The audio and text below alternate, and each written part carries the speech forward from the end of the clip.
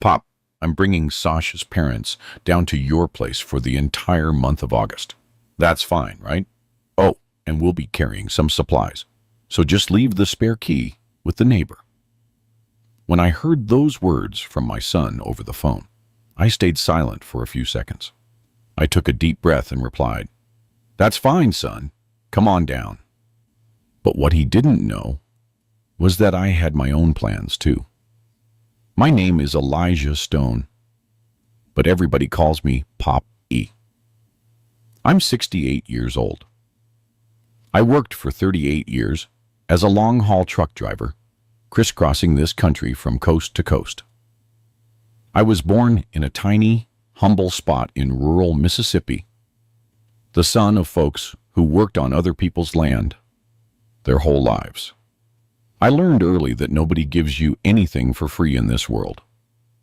Everything I have, I earned with the sweat of my brow on the road, far from home, sleeping in the truck's cab, and eating cold convenience store meals.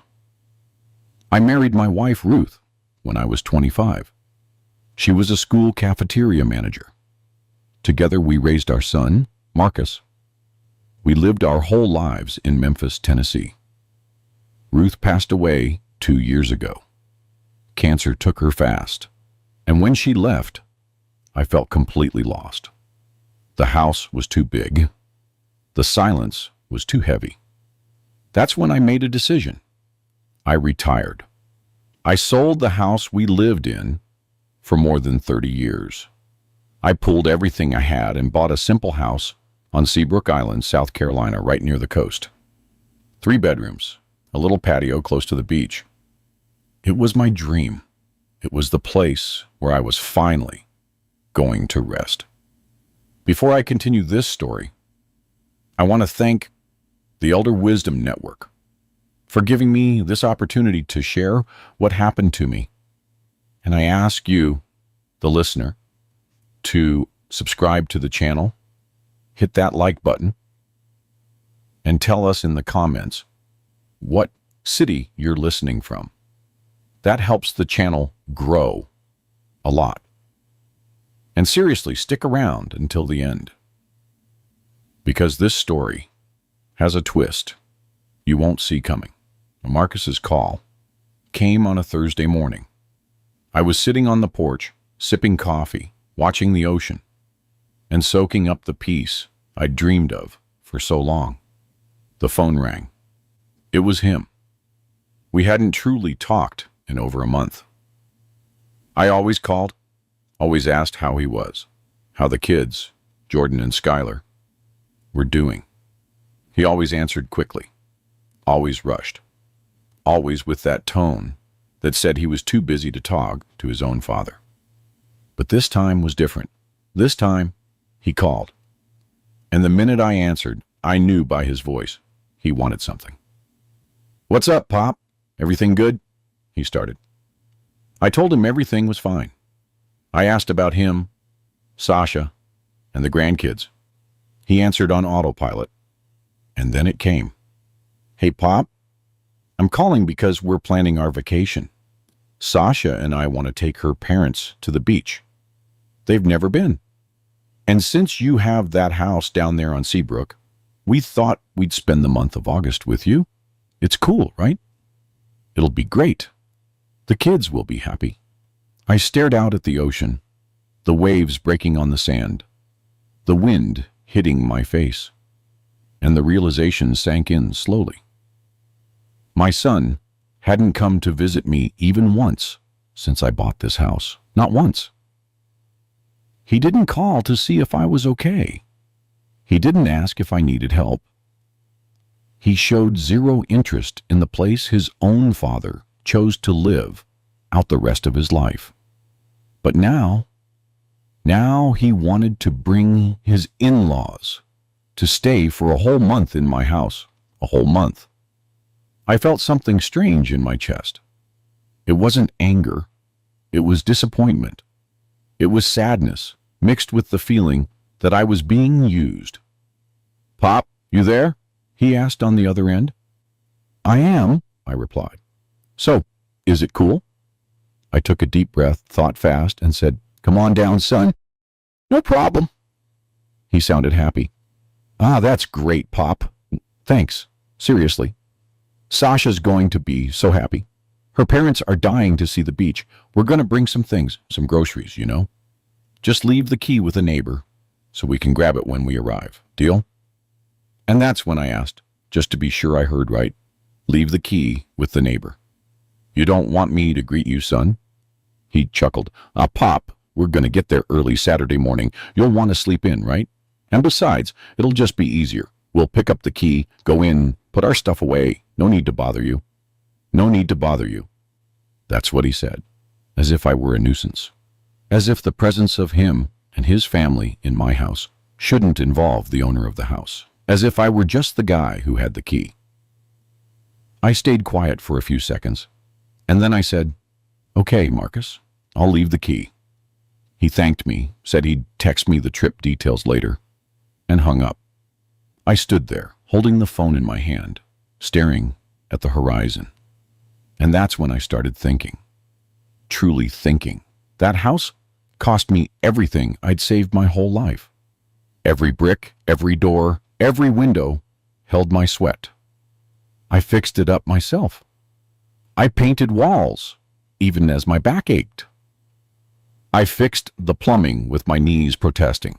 I got up on a ladder at 67 years old to repair the roof. All of it, because this was my refuge, my place.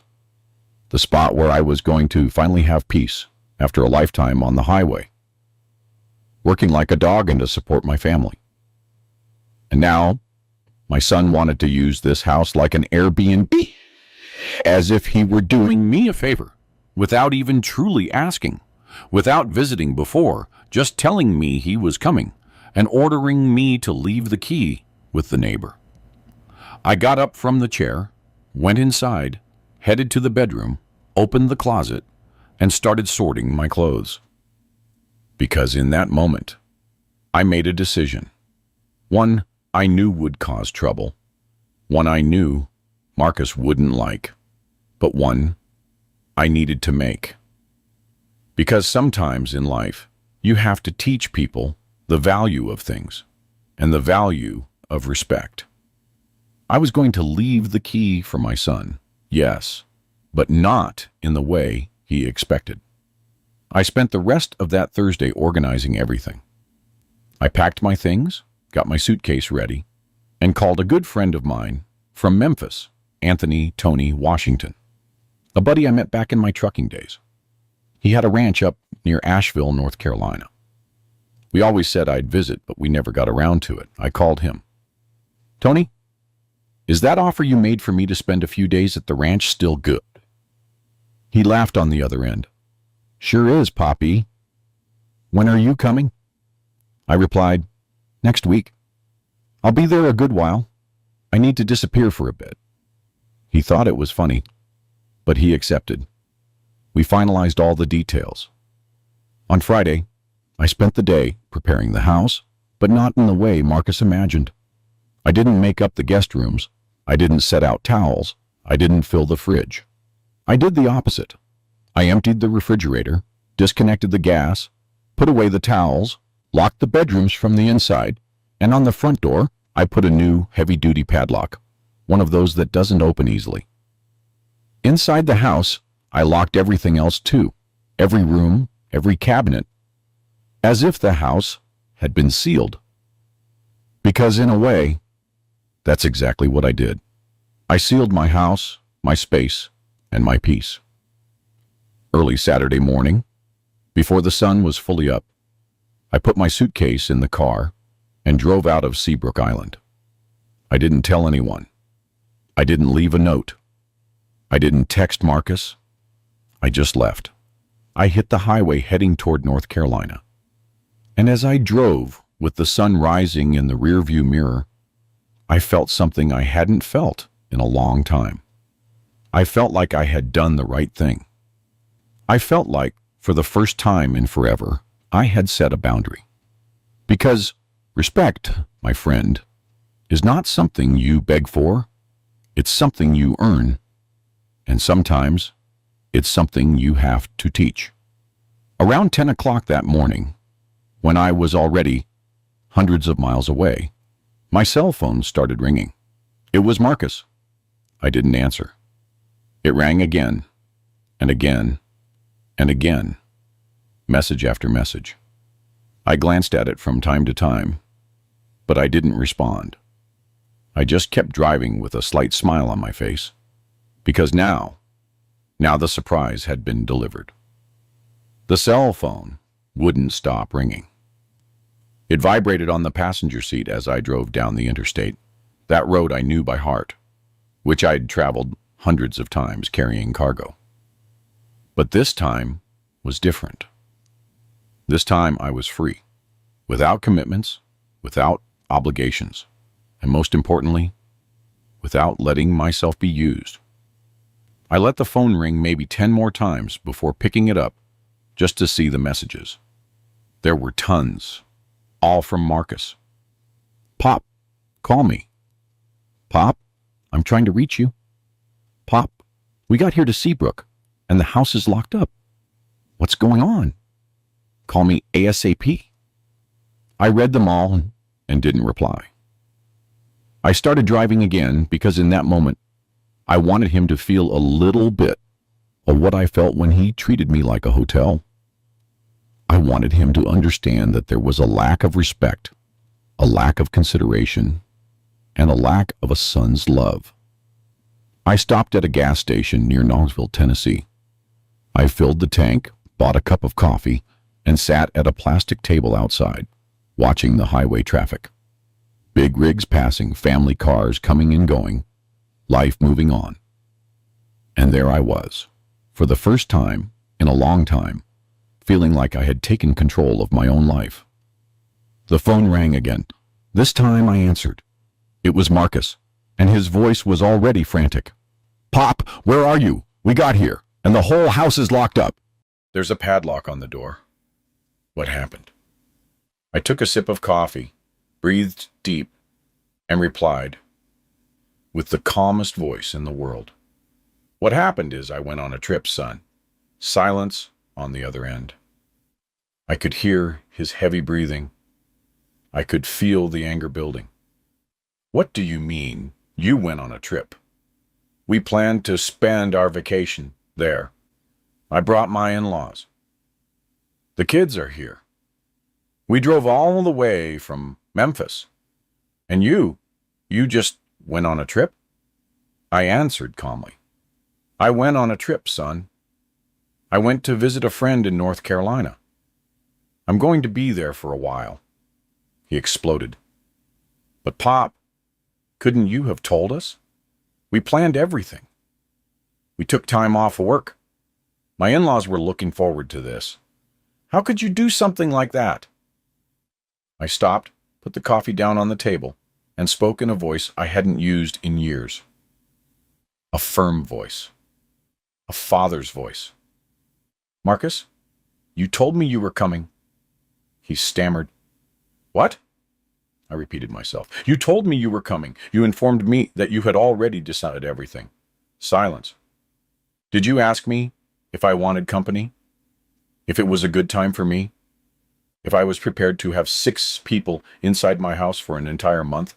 He tried to answer, but I didn't let him. "No, son, you didn't ask. You informed me. You said you were bringing your in-laws to spend a month in my house. And you told me to leave the key with the neighbor, as if I were the doorman." I heard him take a shaky breath on the other side. I heard Sasha saying something in the background. I heard the noise of the children, and I continued. "You haven't come to visit me even once since I bought this house. Not once. You didn't call to ask if I was well. You showed no interest. But when you needed a free beach house for your vacation, suddenly you remembered I exist." His voice was low. "That's not it, Pop." I replied, "Yes, it is, Marcus. It's exactly that. And you know what I have learned in these 68 years of mine? That you don't show respect only when you need something. You show respect always, or not at all." I hung up the phone. My hands were shaking a little, My heart was pounding hard. Because talking to your own son like that isn't easy, right? You raise your children with so much love, so much sacrifice, that when a moment like this comes, you feel like you're failing somehow. But I wasn't the one who had failed. It was him. And he needed to understand that. I finished my coffee, got back in the car, and continued the drive. About 2 hours later, I arrived at Tony's ranch near Asheville. The place was beautiful. A simple little house, surrounded by fields, a small creek running behind it, chickens in the yard, and the kind of silence you only find far from the city. Tony greeted me with that powerful hug that only true friends give. "What's up, man? I thought you were never going to show up." I hugged him back. "Well, Tony, finally made it." He looked at me with that knowing look. "You run in from something?" I smiled. "I ran away from disrespect." We spent the afternoon talking. I told him everything, from Marcus's call to the locked house. Tony listened, shaking his head. When I finished, he said something that stuck with me. "Poppy, you did the right thing. A son doesn't own his father, and a father isn't obligated to put up with disrespect. Sometimes you gotta teach the other person that you deserve respect too." And that was exactly it. I hadn't done it out of spite.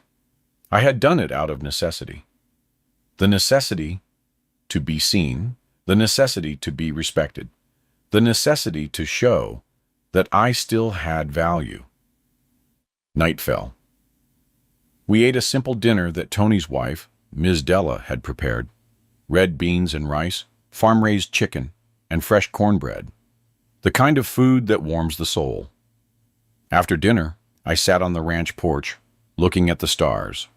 My cell phone stayed in the room, silent. I knew there must be more messages, more calls. But that night, I didn't want to know. I just wanted to be there in the quiet, enjoying the peace I had chosen to have. Before going to sleep, I went to the room and grabbed the phone. I had 23 messages. 23. Some from Marcus, some from Sasha, and even one from Skylar, my 9-year-old granddaughter. That squeezed my heart. I opened her message. "Grandpa, where are you? We wanted to see you." I read that and felt the guilt hit me because the children weren't at fault. They hadn't done anything. They were innocent in this whole story. But at the same time, I knew that if I gave in now, if I rushed back, nothing would change. Marcus would keep treating me the way he had, and I would continue to be the old man who was only useful when it was convenient. I woke up the next day to the rooster crowing. 6 o'clock in the morning. The sun was just rising, that soft light coming through the bedroom window. I got up, got dressed, and went to the kitchen. Ms. Della was already there, brewing coffee. The smell of homemade biscuits in the oven. The smell of fresh brewed coffee. Simple things you forget exist when you're always rushing. I sat at the table, and she served me. "Sleep well, Poppy?" I smiled. "Better than I expected, Miss Della." She looked at me with that motherly look that knows when you're carrying a burden. "Tony told me what happened. Don't blame yourself. Your son needs to learn." I drank my coffee in silence. Warm biscuit with butter, strong coffee, that moment of peace I needed. But my mind wouldn't stop. It kept going back to Skylar's message, to the other messages. I grabbed the phone again and opened the ones I hadn't read. Sasha had sent one. "Poppy, I don't know what happened between you and Marcus, but the kids are sad. We drove a long way. My parents were excited. It shouldn't have been like this." I read that and felt a tightening in my chest. But then came another message from Marcus. And this one was different. "Pop, you let me down. We always respected you, and you do this to us. My in-laws don't understand anything. We had to find a hotel. The kids cried, congratulations. Congratulations. That's how he ended it. If I had done it on purpose, just to hurt him, as if he hadn't done anything wrong, as if I were the villain in the story. I dropped the phone on the table. Ms. Della noticed. Bad news? I shook my head. Expected news. She sat on the other side of the table. Can I tell you something? My oldest son treated me wrong once too. He thought I was obligated to watch his kids every weekend, that I had no life of my own, that I was just there to serve. Until one day, I told him no. He got mad, insulted me, said I was selfish. You know what I did? I looked at her. What? She smiled. I kept saying no. And you know what happened? After a few months, he came back. He apologized. He said he had reflected. And today he treats me differently. With respect. That calmed me down a little. Because sometimes you need to hear from another person that you're not wrong, that you're not being cruel, that you're just setting boundaries. I finished my coffee and went for a walk around the ranch. Tony was out back, feeding the chickens, scattering corn on the ground. I walked over. Morning, man. He smiled. Morning. Did you sleep, or were you just thinking the whole time? I laughed a little. Both. We stood there talking about nonsense until he asked, So, what's the plan now? I leaned against the fence. I looked at the horizon. I don't know, Tony. Honestly, I don't know. I spent the whole morning thinking about that. What was the plan? What did I want? How far was I going to take this? Because, look, I'm not a fighter. I never was. I always avoided conflict. I always tried to keep the peace. But there are times when peace costs too much. There are times when you need to make some noise. And this was one of those times. I remembered so many things. I remembered when Marcus was 15 and I spent 3 straight months on the road, taking long routes to save up money to buy him the computer he wanted.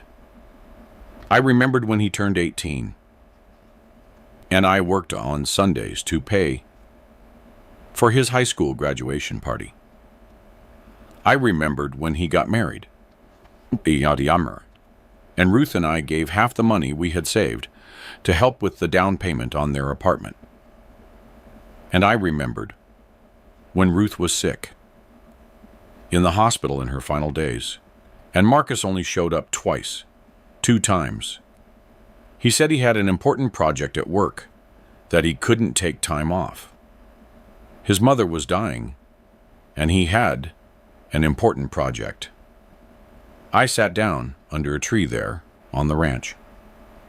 The sun was hot, the wind was moving the leaves, and I started to cry.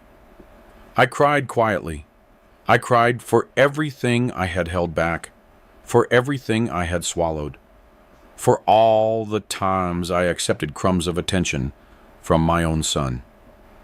Because the truth, the painful truth, is that this story about the beach house wasn't an isolated incident. It was just one more. One more on the list of times he had put me second. One more on the list of times he had used me. One more on the list of times I didn't have the courage to say anything. I stayed there for I don't know how long until I heard Tony arrive. He sat down beside me. He didn't say anything. He just stayed there. After a while, he spoke. It hurts, doesn't it? I nodded my head. It hurts bad. He continued. It hurts because you love. If you didn't love, it wouldn't hurt. But Poppy, love without respect, it won't last. It won't last. I looked at him. Do you think I'm wrong? He shook his head. You're not wrong. You're right to show him. But now you need to decide. Are you just going to scare him, or are you going to teach him for real? That question kept hammering in my head for the rest of the day. Teach him for real. What was teaching him for real? Was it going back and making peace? Was it staying away until he understood? Was it saying everything I was feeling? I didn't know. I only knew that I was tired. Tired of being convenient. Tired of being remembered only when I was useful. Tired of being treated as if I had no feelings. In the afternoon, the phone rang again. This time, it wasn't Marcus. It was Jordan, my 12-year-old grandson. I answered.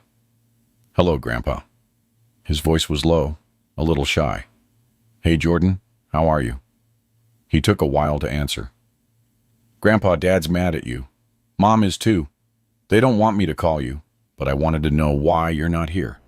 I closed my eyes, breathed deep, and told him the truth. Jordan, sometimes adults do things that hurt others, and when that happens, you need to stop and think. I didn't leave because I don't love you guys. I left because I deserve respect too. He stayed quiet. Then he asked, Are you coming back? I replied, I don't know, son. I don't know yet. I hung up and stared at the phone. This was affecting me more than I imagined, because it's one thing to have problems with your grown son, and another thing entirely to see the grandkids in the middle of it. They hadn't asked to be born into this family. They hadn't asked to be in this situation. But they were, and I was either part of the problem or part of the solution. I didn't know yet. Night came again. We ate dinner. I talked more with Tony and Ms. Della. They gave me support. They gave me refuge. They gave me peace. And that's exactly what made me realize something. I had true friends. People who took me in without an agenda. People who respected me without needing anything in return. And my own son wasn't doing that. Before bed, I typed out a message to Marcus. I didn't send it right away. I saved it in drafts, but I wrote it. Son, you called to inform me that you were going to spend a month in my house. You didn't ask. You didn't want to know if it was a good time. You didn't show interest in seeing me before. You just wanted to use the house. And when I didn't let you, you called me a disappointment. But the disappointment, Marcus, the disappointment is me because I raised a son who doesn't understand what respect is. I looked at the message, read it again, and hit send. After I sent that message, I lay down in bed and stared at the ceiling. My heart was racing. My hands were sweating because telling the truth hurts. Even when you're right, even when you're defending your own dignity, it hurts. It hurts because you know that on the other side is someone you love, someone you raised, someone who carries your blood. But sometimes you have to choose between being loved and being respected. And I had chosen to be respected. The phone stayed silent for a while. I thought Marcus wouldn't respond. I thought he would ignore it, stay angry, or block me. But then, around midnight, the phone lit up. A message from him. I picked it up, shaking a little, opened it, and what he had written knocked the wind out of me. Pop, you've always been like this. Always stubborn. Always had to be right. Mom was the one who put up with you. I can't take it anymore. Stay there with your arrogance. Stay alone. Because that's what you want, isn't it? To be alone. I read that 3 times. Always been like this. Stubborn. Arrogance. And worst of all, Mom was the one who put up with you. I sat up in bed, my breathing heavy, Because that wasn't just anger. It was malice. It was wanting to hurt on purpose. It was throwing Ruth's absence in my face, as if she had endured me instead of loved me, as if her marriage to me had been a burden. And in that moment, I wanted to call, to scream at him, to tell him everything I was feeling. But I didn't. Because if the road taught me anything, it's this. When you're angry, you say foolish things, you hurt people, you destroy things. So I breathed. I counted to 10 and simply turned off the phone. I barely slept that night. I kept tossing and turning, thinking about everything, thinking about Ruth, thinking about how sad she would be seeing this. She always used to say, "Poppy, Marcus is stubborn. You need to be patient with him." And I always was. But patience has a limit. Understanding has a limit. Everything has a limit. And mine had been crossed a long time ago. When morning came, I got up exhausted and went to the kitchen. Ms. Della was there again. She looked at me and immediately knew. "Bad night?" I sat at the table. "Terrible." She poured me coffee and served me a biscuit, then stayed there, waiting for me to talk. I told her about the message, about what Marcus had said about Ruth. When I finished, she shook her head. "That wasn't your son talking. That was his anger. That was his bruised pride." I looked at her. "But it hurt just the same." "Ms. Della." She nodded. "I know. And it's going to hurt more before it gets better. But you need to stay firm. Because if you go back now, if you apologize for something you didn't do, it'll be worse. It will teach him that he can disrespect you without consequence." I spent that entire Sunday in silence. Tony invited me to go fishing in the creek that ran behind the ranch. I accepted. We sat there on the water's edge, with our rods in our hands, barely talking, just enjoying the silence. And it was good. It was good because it reminded me that I didn't need much to be happy. I didn't need a big house. I didn't need recognition. I didn't even need a perfect family. I just needed peace and respect. Around 4 in the afternoon, we returned with a few perch we'd caught. Ms. Della fried them up deliciously with lemon. We ate on the porch, watching the sun set. And in that moment, I had a strange feeling. I felt a real, deep nostalgia for Ruth, the kind that squeezes your chest and makes you want to cry. Because if she were alive, none of this would have happened. She was the bridge between Marcus and me. She was the one who translated my silence, who explained my tough ways, who made Marcus understand me. And without her, we didn't even know how to talk to each other. That night, I turned on the phone again. There were more messages. One from Sasha. "Poppy, I don't want to get involved in your fight with Marcus, but the children are asking why their grandfather doesn't want to see them. I don't know what to tell them anymore." That squeezed my heart because she was right. The kids were innocent. But at the same time, I couldn't pretend everything was fine just for them. I had to resolve this with their father first. I responded to Sasha. "Tell the children that their grandfather loves them, but there are things adults need to resolve first. And this has nothing to do with them." Then came another message from Marcus. "Pop, we're leaving tomorrow. The vacation didn't work out. My in-laws were disappointed. The kids were too. I hope you're happy." I read it and didn't respond, because there was nothing to respond to. He was still playing the victim. He was still blaming me. And as long as he didn't understand his part in this story, we weren't going to get anywhere. I woke up Monday, and decided I was going to stay a few more days at the ranch. I wasn't in a hurry to go back. I wasn't in a hurry to face everything. I needed time. Time to think, time to reorganize myself. Time to decide what I was going to do next. But one thing was clear. Marcus and I were no longer father and son. Not in the way we should be. We were two people living in different worlds who only spoke out of politeness. I helped Tony on the ranch. I fixed fences, painted gates, and dug flower beds. Hard work that tires the body but calms the mind. And it was good. It was good to put my hands to work again, to feel that I was still useful, that I could still do things. Because getting old isn't just about your body changing.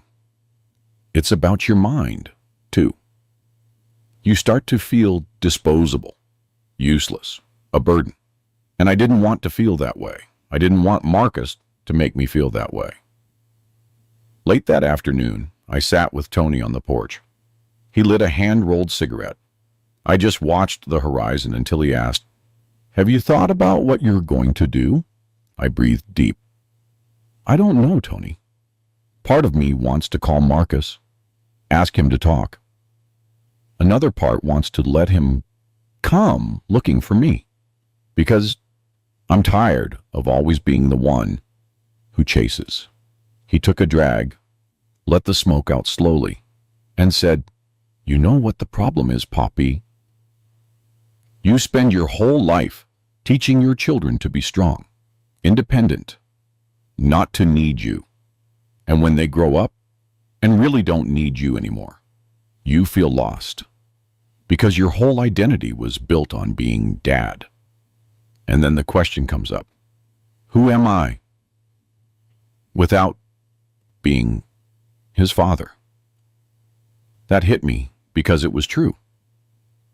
I had spent 42 years being Marcus's father, being the provider, the protector, the problem solver. And now I was just Elijah, the retired guy, the widower, the old man with the beach house. And that was scary. It was scary because I didn't know who that Elijah was without the weight of being dad. We stayed there talking until night fell. And when I went to sleep, for the first time in days, I was able to rest more peacefully because I had understood something. What was happening wasn't just about the beach house. It wasn't just about respect. It was about identity. It was about Marcus needing to learn that I wasn't just his dad. I was a person with desires, with boundaries, with dignity. And it was about me needing to learn that being a father didn't mean accepting just anything. It also meant knowing how to say no. On Tuesday morning, the phone rang. Unknown number. I answered hesitantly. "Hello?" On the other end, an older woman's voice. "Poppy?" I replied that it was. "This is Lord Winston, Marcus's mother-in-law, Sasha's mother." My body tensed up. What did she want? Why was she calling me? She continued. "Look, I know this isn't my business, but I needed to talk to you because I saw everything that happened. And I wanted you to know that I understand." I stayed silent. She went on. "You didn't do anything wrong. Marcus was the one who was disrespectful. My husband and I didn't know what to say when we got there and saw the house locked up. But later, when Sasha told me how the call went, how Marcus informed you instead of asking, I understood. And I told my husband, her father's right. I couldn't believe what I was hearing. My son's mother-in-law defending me. I thanked her. She said one more thing before hanging up. You didn't deserve to be treated like that, and I hope Marcus realizes that before it's too late. I hung up the phone, and for the first time in days, I smiled. That call from Mrs. Winston changed something inside me. I can't quite explain what, but it changed. Because until that moment, I had been feeling alone. I was feeling like everyone was on Marcus's side. Like I was the stubborn old man, the foolish old man who didn't understand anything. And then a person who barely knew me, who was my son's mother-in-law, comes along and tells me, "You're right." That was priceless. That was worth more than any forced apology.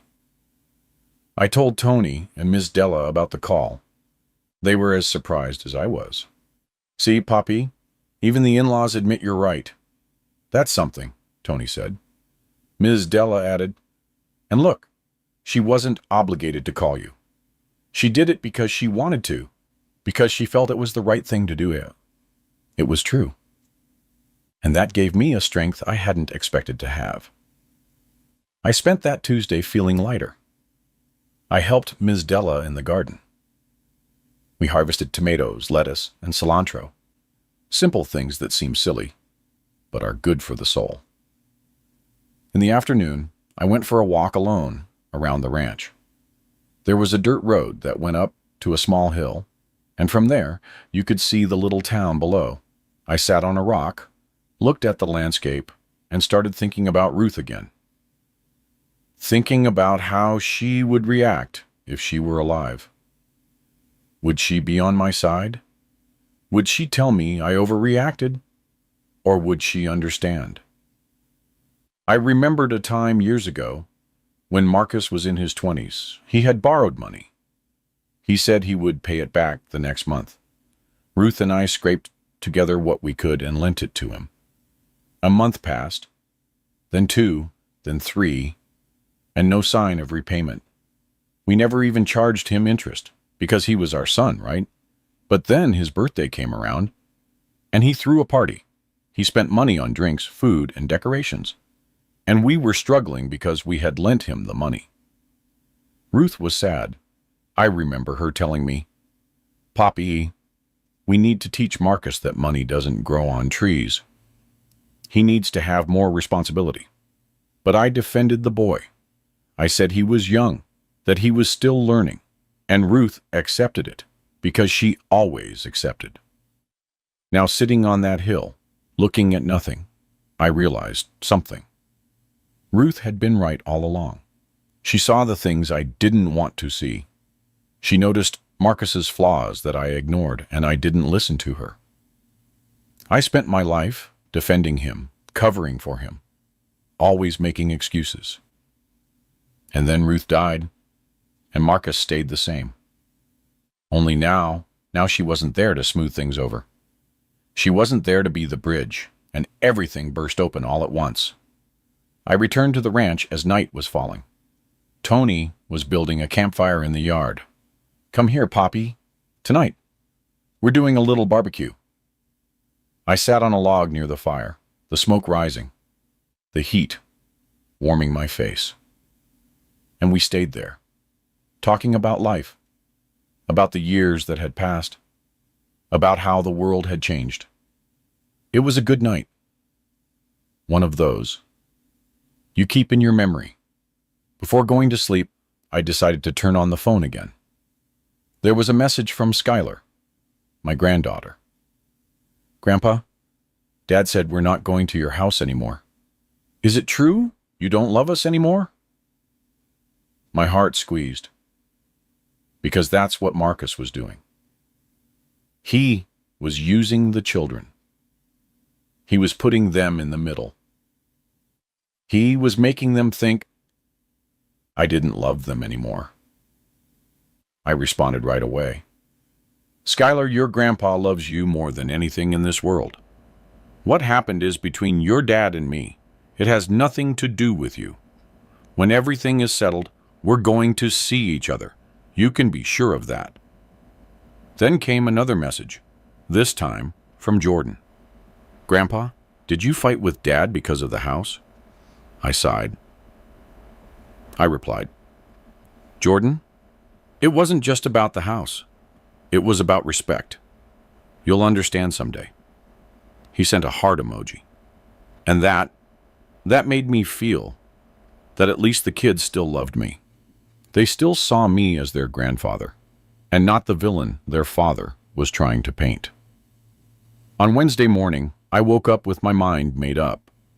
I was going back to Seabrook Island. Not because I was giving up, not because I was scared, but because I couldn't keep running forever.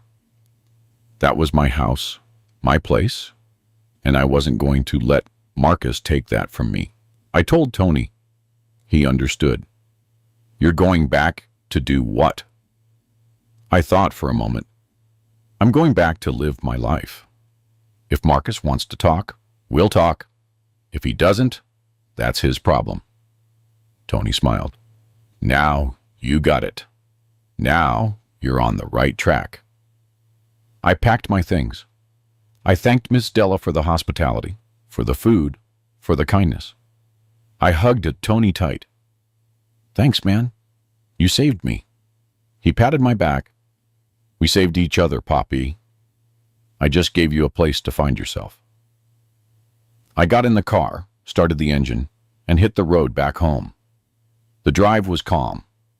I thought about everything that had happened, everything that had changed in just a few days. I had left Seabrook Island feeling used, disrespected, and invisible. And now I was returning feeling firm, secure, and certain of my worth, because I had learned something important. I didn't need my son's approval to know I had value. I already had value. I always did. And if he couldn't see it, that was his problem, not mine. I arrived at Seabrook Island late that afternoon. The town was quiet as usual. Empty beach, cloudy sky. I parked the car in front of the house. I looked at the door, with the padlock I had put on myself, and for the first time, I didn't feel guilty. I felt pride in having had the courage to stand up for myself. I took the key out of my pocket, opened the padlock, and went inside. The house was exactly as I had left it, silent, clean, intact. I opened the windows, let the air in, and started putting everything back in order. I ran a load of laundry, plugged in the fridge, went to the supermarket to buy some groceries. And little by little, I went back to my routine, back to my peace. That night, I sat on the porch, watching the ocean, the sound of the waves, the wind on my face, that smell of salt I loved so much. And I thought, this is why I bought this house, to have peace. And nobody was going to take that from me. I grabbed the phone, checked the messages. There was a new one from Sasha. Poppy, Marcus isn't doing well. He won't talk about what happened. He just stays quiet and moody. I think he's regretful, but he doesn't know how to say it. I just wanted you to know that. I read the message and didn't respond because it wasn't the moment. If Marcus was regretful, he needed to come talk to me. He needed to apologize. He needed to acknowledge his mistake. I wasn't going to make things easy. Not this time. Because respect is earned, and he still had a long way to go. I settled into my routine for a few days. Morning walks on the beach, chats with the neighbors, playing dominoes at the community center, sunsets on the porch. That simple life I had dreamed of having. And you know what I realized? I didn't need a lot to be happy. I didn't need visitors all the time. I didn't need constant attention. I just needed peace and respect. On Saturday, a week after I returned, I was at the fish market buying fish when I ran into Mr. Charles, a neighbor who lived 3 houses down. "What's up, Poppy? You disappeared on us." I smiled. "I went to visit a friend." He leaned in, looking a little embarrassed. "Listen, I don't want to pry, but last week, a car with a family stopped by looking for your house. I thought they were relatives. They asked about you to Mr. Henderson, the neighbor across the street, man. When He told them you weren't here. They seemed a little lost. Then they left. I thanked him for the information. So, Marcus had come. He had arrived with the whole family, found the house locked, and left. I returned home with that information swirling in my head. And you know what I felt? Nothing. No anger, no pity, no satisfaction. Just emptiness. A strange emptiness, because part of me had expected him to react, differently, to understand, to come back to apologize. Not to just use the house. But no, he just wanted what he always wanted. An advantage. That night, I sat on the porch again. But this time, with a different feeling. A feeling that something had changed forever. And it had changed because a rift had opened between Marcus and me, and I didn't know if it could be fixed. A week passed, then two, and nothing. No message from Marcus, no call, nothing. It was as if we had agreed on a silence, a heavy silence, the kind that hurts more than any fight. Because at least in a fight, you're communicating. In silence, you're just giving up. I kept up my routine. Walks, fish market, beach, neighbors. But there was something different now. There was a weight, an emptiness. Because no matter how hard I tried to convince myself that everything was fine, that I had done the right thing, it still hurt. It hurt to know that my son had turned his back on me. It hurt to think that maybe we would never have a real relationship again. And it hurt, above all, to think that my grandchildren would grow up distant from me. One Thursday afternoon, I was on the porch when a lady walked by with a little boy about 5 years old. The boy had a toy car in his hand, and he was showing it to his grandmother, all excited. "Look, Grandma, look how fast it goes." And she, so patient, knelt down, looked at it, and acted impressed. I watched that and felt a pang in my chest. Because I wanted to have that with my grandchildren. I wanted them to come show me their toys. I wanted to hear them call me Grandpa. I wanted to be a part of their lives. But because of their father's pride, because of his stubbornness, it was being taken away from me. I went inside the house, sat on the sofa, and for the first time since everything started, I thought about giving in. I thought about calling Marcus and saying, "Son, let's forget this. Come here, bring the kids, let's talk." But then I remembered his message. I remembered the part about Mom was the one who put up with you. I remembered the disrespect, and the urge left me because giving in wouldn't solve anything. It would just teach him that he could treat me badly every time, and I would eventually accept it. On Saturday, I went to the community center to play dominoes with the fellas. There was Mr. Armando, Ms. Cleo, Osvaldo, and Paul. People my age, retirees who gathered there every weekend. We played, we talked, we laughed, and it was good. It was simple, and it was sincere. In the middle of the game, Armando asked, "So, Papi, when's your son coming to visit you?" The table went quiet. Everyone knew it was a sensitive topic. I breathed deep. "I don't know, Armando. I don't know if he's coming." He realized he had hit a nerve. "I'm sorry. I didn't mean to." I shook my head. "It's fine. We're a little distant right now."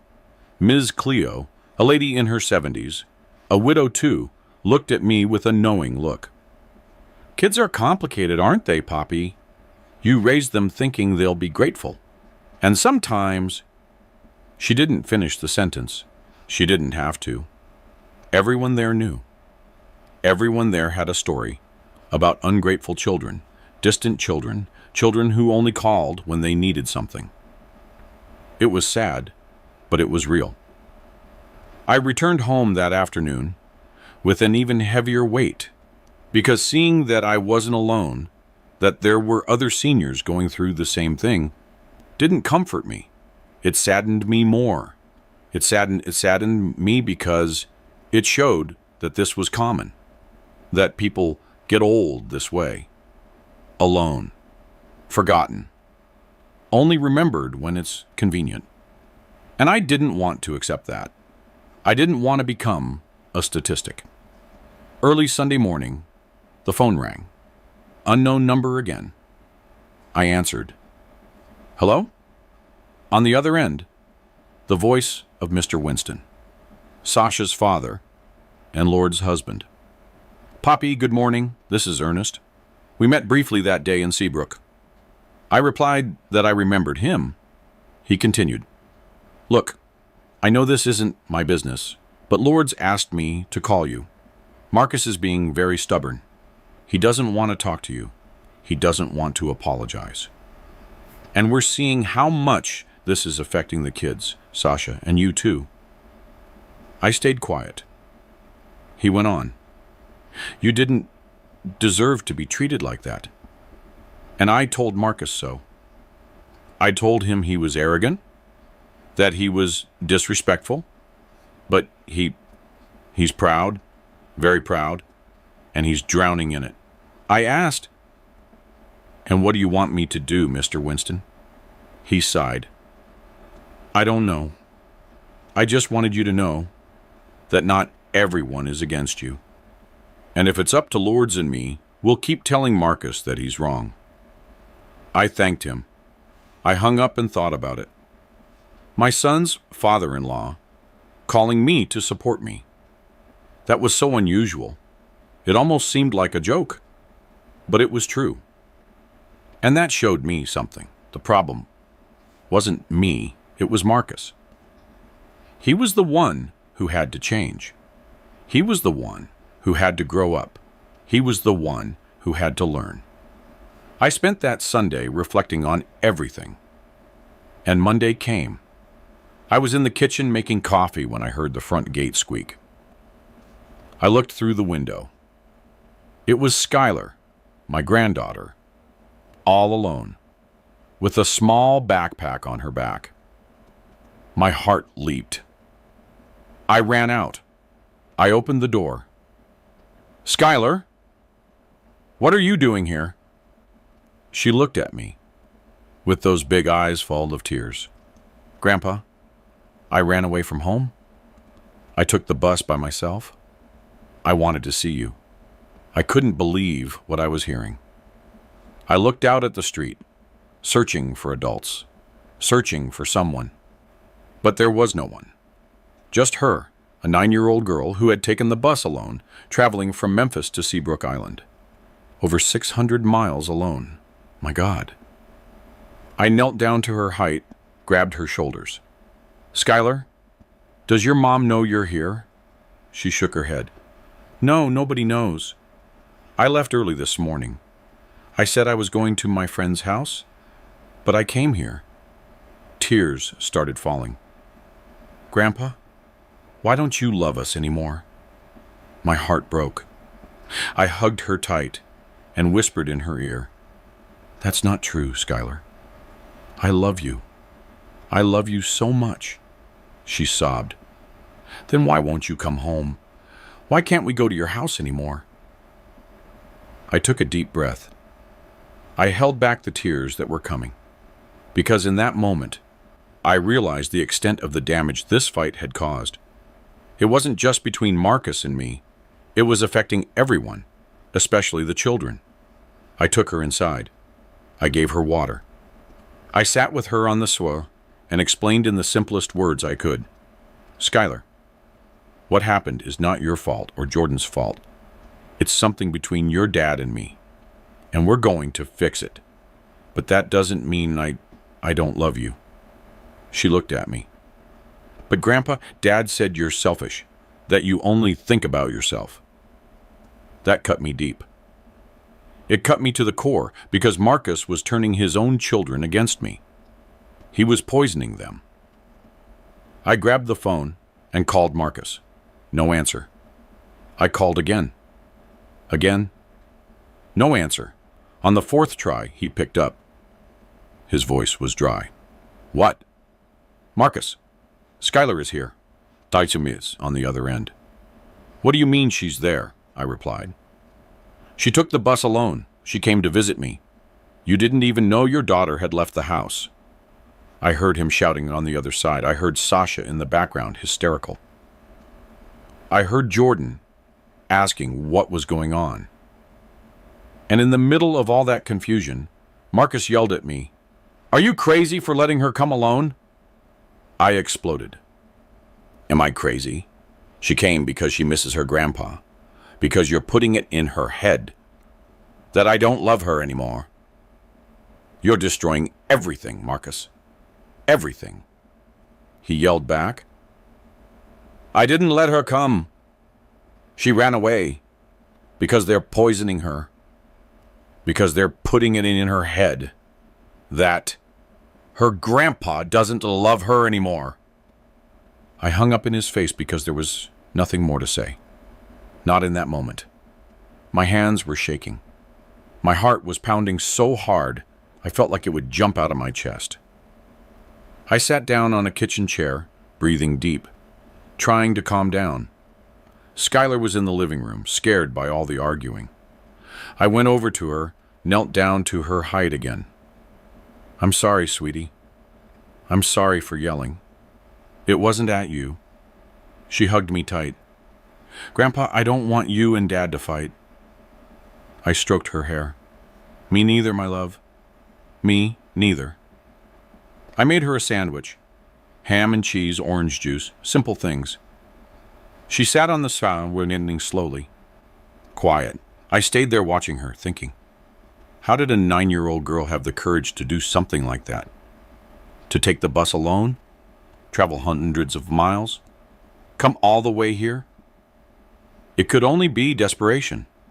The desperation of a girl who felt she was losing her grandfather. While she ate, the phone wouldn't stop ringing. Marcus. Sasha. Marcus again. Sasha again. I didn't answer until a landline number called. I answered. It was Sasha crying. Pop E, please, how is she? I answered calmly. She's fine, she's eating, she's safe. She sobbed. I was hysterical. I thought something had happened to her. That someone had taken her. I understood her desperation. Sasha, breathe. She's here with me. Nothing is going to happen to her. She took a deep breath, trying to calm down. Marcus wants to come get her right now. I looked at Skylar. It's fine. Tell them to come. I hung up and looked at my granddaughter. She had stopped eating. She looked at me fearfully. Grandpa, are they going to yell at me? I knelt down to her height. No, Skylar. They'll be worried. They'll be upset. But they won't yell at you because they love you. And when you love someone, you're scared to lose them. She nodded, but she still looked uncertain. Are you going to fight with Dad when he gets here? I thought about the answer. No, we've fought enough. Now it's time to talk. I spent the next 3 hours waiting. Skylar stayed on the sofa watching cartoons on TV. I stayed on the porch looking at the gate, my heart racing. Because I knew that when Marcus arrived, it was going to be difficult. It was going to be tense. But at the same time, it was the opportunity for us to finally talk truthfully. Without messages. Without the phone. Face to face. Around 3 o'clock that afternoon, a car stopped in front of the house. It was him. He got out quickly. Sasha too. Jordan came with them. Marcus didn't even look at me. He headed straight for the door. I opened it before he could knock. Skylar got up from the sofa and ran into her mother's arms. Sasha hugged her, crying. My God, Skylar, are you okay? Don't ever do that again. Skylar was crying too. I'm sorry, Mommy. I'm sorry. Marcus stood in the middle of the living room, staring at me fixedly. I just stood there too. Neither of us said anything until Jordan broke the silence. Hi, Grandpa. His voice was low, shy. I looked at him, opened my arms, and he came. He came running and hugged me. I squeezed him tight, and it was in that moment that I realized how much I had missed him. That smell of a child, that sincere hug, that pure love that only a grandchild knows how to give. Sasha stood up with Skylar in her arms. She looked at me. "Thank you for taking care of her, Pop E." I nodded my head. "She's my granddaughter. I'll always take care of her." She understood. She looked at Marcus. "I'll wait with the kids in the car." She took both children and left. She closed the door. It was just him and me, face to face. After weeks. The silence was long and heavy until he spoke. "See what this all led to? My daughter ran away from home because of you." I breathed deep. "I'm not going to get into that, Marcus. She didn't run away because of me. She ran away because she misses her grandpa. Because you put it in her head that I don't love her anymore." He clenched his fists. "And that's not true. You disappeared. You locked the house. You turned your back on us." I took a step forward. "No, I set a boundary. There's a difference." He let out a sarcastic laugh. "Boundary? You call that a boundary? You humiliated me, Pop, in front of my family, in front of my in-laws." I looked him in the eye. "And did you respect me when you called to inform me that you were bringing people to spend a month here? When you ordered me to leave the key with the neighbor, as if I were the doorman? Did you respect me?" He looked away. He didn't answer. I continued. "You never came to visit me, Marcus. Not once since I bought this house. Not one time. But when you needed a free beach house, that's when you remembered I exist." He countered, "I work, Pop. I have a family. I have responsibilities." I shook my head. "And I didn't have them? Do you think it was easy raising you? Do you think it was easy being away from home, driving that truck just to put food on the table? But I did it. I did it because it was my duty. It was my love. And you can't even make one visit." He stayed quiet. I saw his jaw tremble. I saw his eyes well up. And for the first time in a long time, I saw him for who he was. The little boy I used to hold in my arms. The boy who was afraid to sleep alone. The boy I loved more than anything. But that boy had grown up. He had become a man I no longer recognized. "Pop," he started, his voice breaking. I know I messed up. I know I disrespected you, but I didn't expect this from you. I didn't expect you to make me feel so small." I looked at him. "I didn't make you feel small, Marcus. You made yourself feel that way because you knew you were wrong. And instead of owning up to it, instead of apologizing, you attacked me. You accused me. You used your mother's memory against me." He wiped his tears with the back of his hand. "I shouldn't have said that. It was low." "It was," I agreed. "But it's what you felt. And that tells me a lot about how you see me." He shook his head. "That's not true. I was just angry, ashamed, scared." I looked at him, surprised. "Scared of what?" He took a deep breath, sat on the sofa, put his hands over his face, and began to speak. "Scared of admitting that I am just like what I always criticized. You know how many times I felt like you paid attention to other things and not me? How many times you'd come home from a trip and go straight to sleep? How many times I wanted to talk to you and you were too tired? I promised myself that when I had kids, I would be different. I would be present. And then I realize I'm doing the same thing. only with you. I abandon you. I ignore you. I use you when it's convenient. And when you showed me that, when you locked that house, I had to face the truth. I'm a terrible son.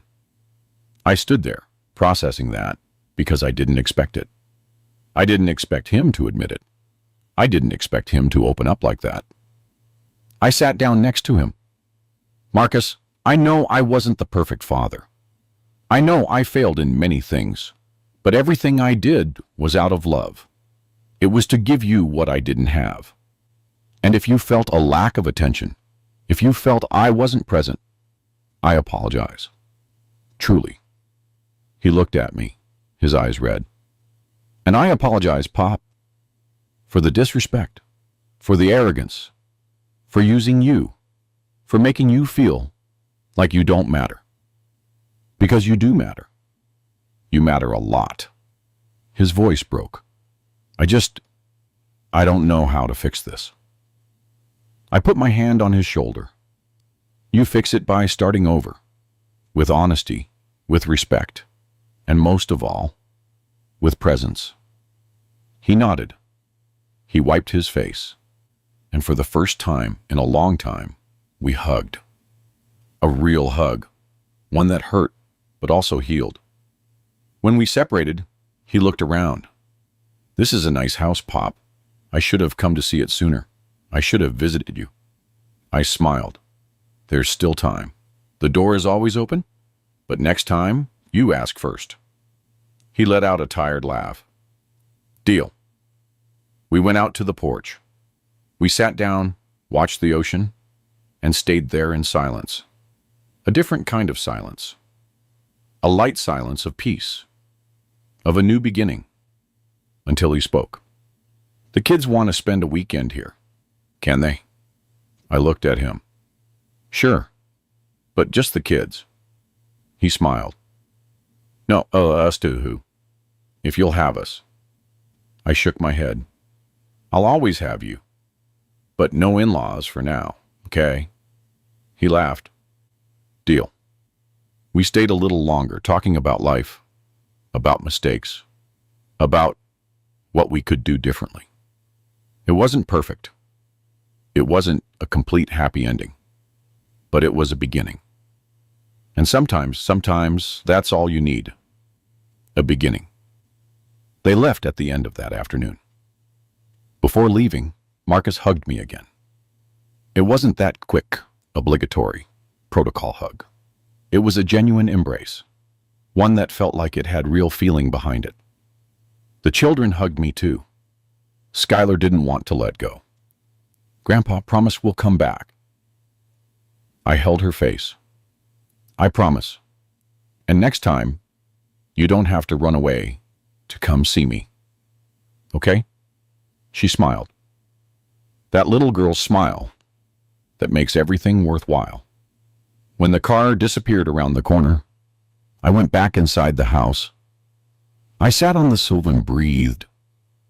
I took a deep breath, as if I had finally let go of a weight I had been carrying for a long time. It had been hard. It had hurt. But it had been worth it, because now there was hope. Hope that things could be different, that we could rebuild what had been broken. The following days were strange. Good, but strange, because I wasn't used to having hope. I was used to accepting that Marcus was just distant and busy. But now he was sending texts. He was asking how I was. He was sending pictures of the kids. Simple things, but they made a difference. And I responded. I didn't hold on to resentment. I didn't wait for him to always take the first step. We were both trying. That a Friday, he called me.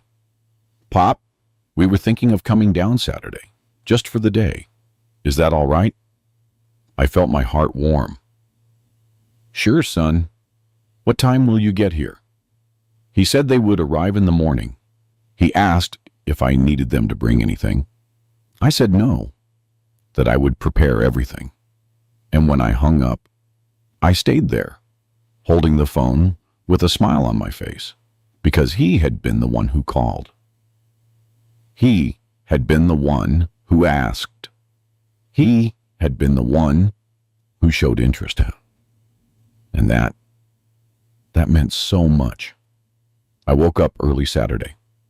I went to the market. I bought steaks, salad greens, and sodas for the kids. I bought those cookies that Skylar likes. I returned home, cleaned everything, tidied the rooms, and made sure everything was organized. Because I wanted them to feel welcome.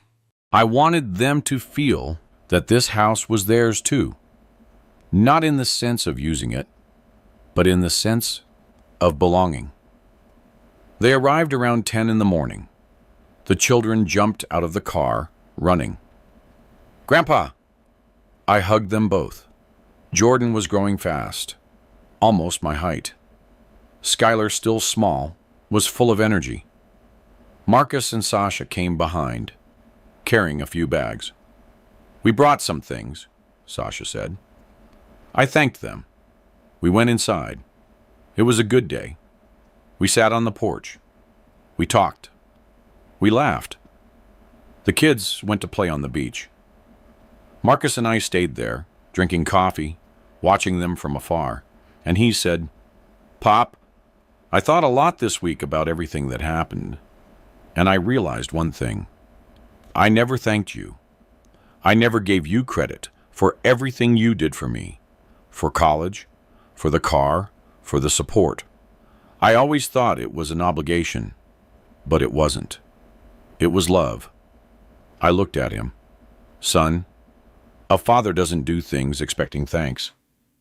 He does them because he wants to, because he loves." He shook his head.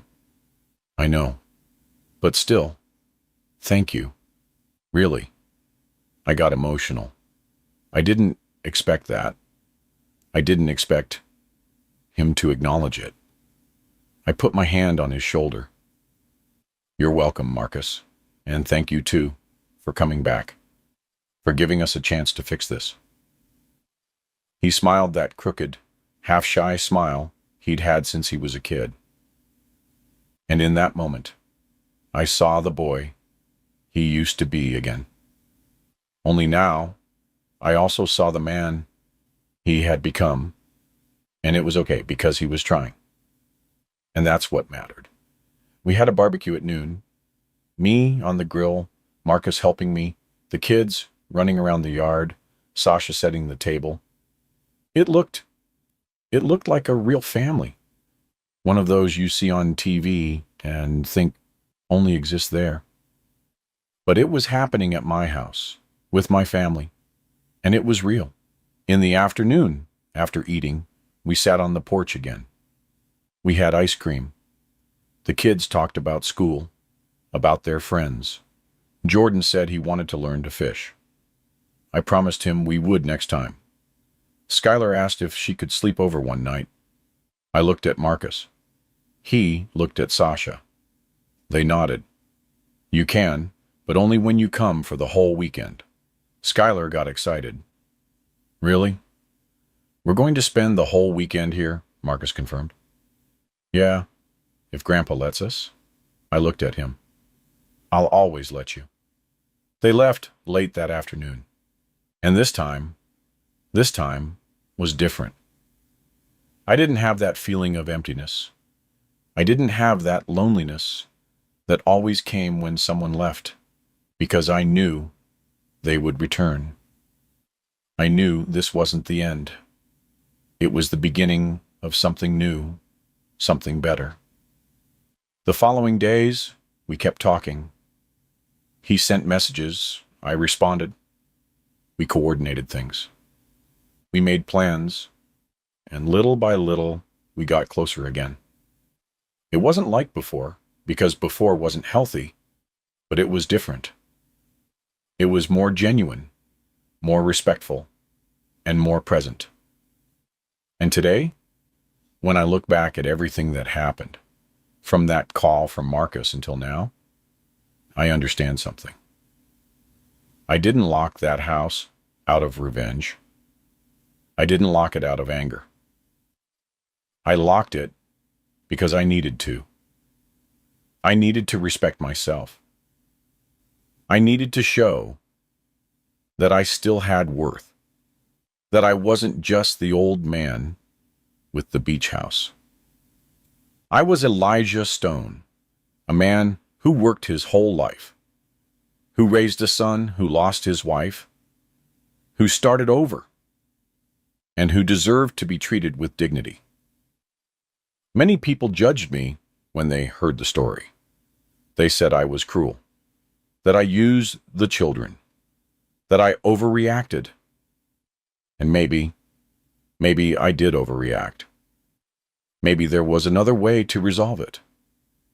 But in that moment, with the pain I felt, with the disrespect I received, that was the only way I found to make myself heard.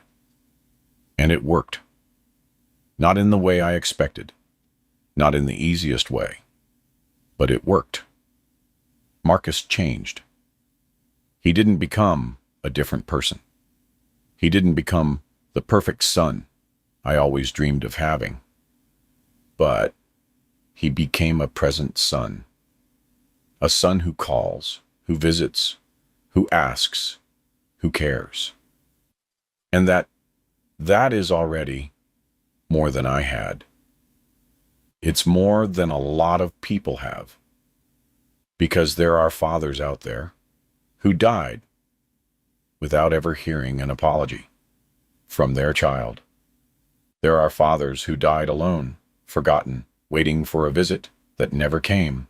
And I had the opportunity to fix things, to rebuild, to start over. And I thank God for that every day. The beach house is still my peace, my refuge, my place. But now it's also a place for good memories, for children's laughter, for family barbecues, for conversations on the porch. It became what I always wanted it to be. A home, not just mine, but for the whole family. Because in the end, you don't build a house to live in alone. You build it to share, but to share with respect, with love, and with truth. I miss Ruth every day. I look at that photo Marcus gave me, and I see her smile, and I imagine what she would say about all of this. I think she'd say, "Poppy, you took your time, but you learned." Because she always said that I was stubborn, that I took a long time to learn things, but that when I learned for real. And she was right. It took me 68 years to understand that I deserved respect too. That I also had the right to say no. That I could set boundaries. But I learned. And I taught. I taught my son, my grandchildren, and who knows, maybe whoever is listening to me now. Because if there is one message I want to leave, it's this. Respect is not something you ask for. It's something you demand. Not with violence, not with malice, but with firmness and with dignity. And if you don't respect yourself, no one else will respect you. If you accept crumbs, crumbs are all you'll get. And you deserve more. You deserve to be heard. You deserve to be seen. You deserve to be loved. For real. Not just when it's convenient. Getting old isn't easy. You lose strength, you lose speed, you lose people. But you cannot lose your dignity. You cannot let them treat you as disposable, as a burden, as a nuisance. Because you still have value. You still have a history. You still have love to give.